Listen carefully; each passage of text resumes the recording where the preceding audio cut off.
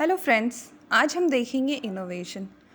हर एक बिज़नेस में कुछ ना कुछ कॉमन होती है लोगों के बीच, या तो उनके बिज़नेस आइडियाज़ या उनके पैकेजिंग। बट अगर हम सेम बिज़नेस करें तो शायद वो मार्केट में ना चल पाए।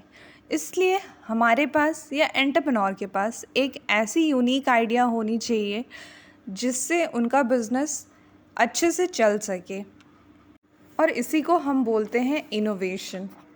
The word innovation is derived from Latin verb innovare, which means to renew.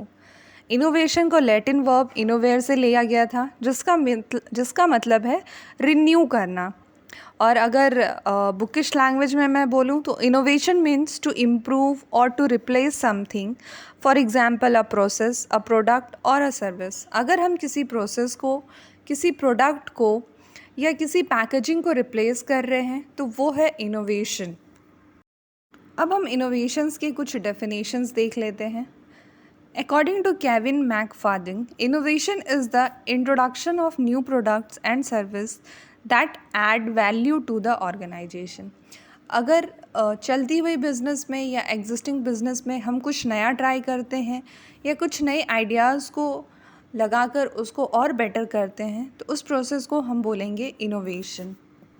मैं यहाँ पे आपके एक डाउट क्लियर करना चाहूँगी, इनोवेशन और इन्वेंशन में क्या डिफरेंस होता है।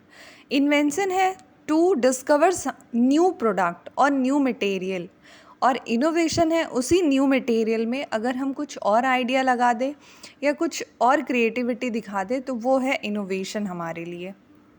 नेक्स्ट हम देखेंगे डिफरेंट टाइप्स ऑफ इनोवेशंस। हमारा फर्स्ट टाइप है organisational innovation.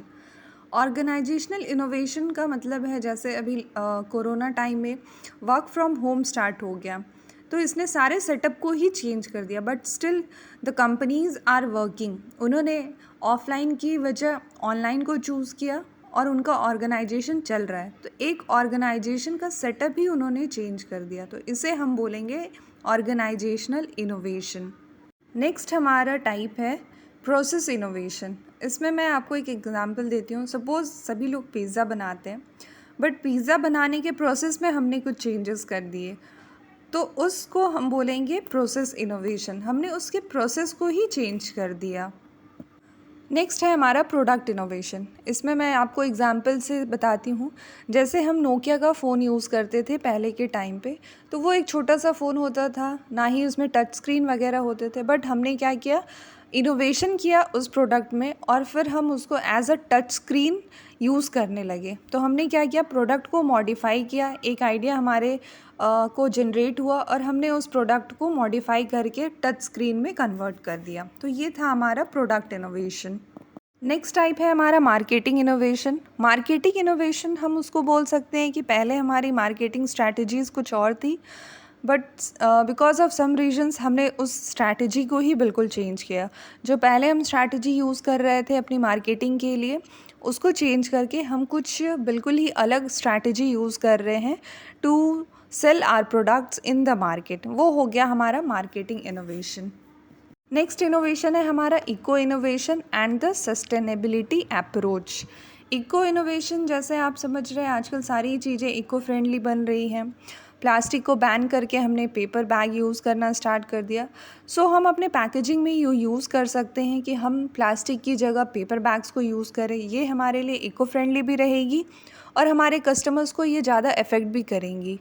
So save environment is the next approach for us. I hope कि आपको इनोवेशन क्लियर होंगे और इनोवेशन के टाइप्स भी आप समझ गए होंगे। अब हम मिलते हैं नेक्स्ट वीडियो में। Thank you.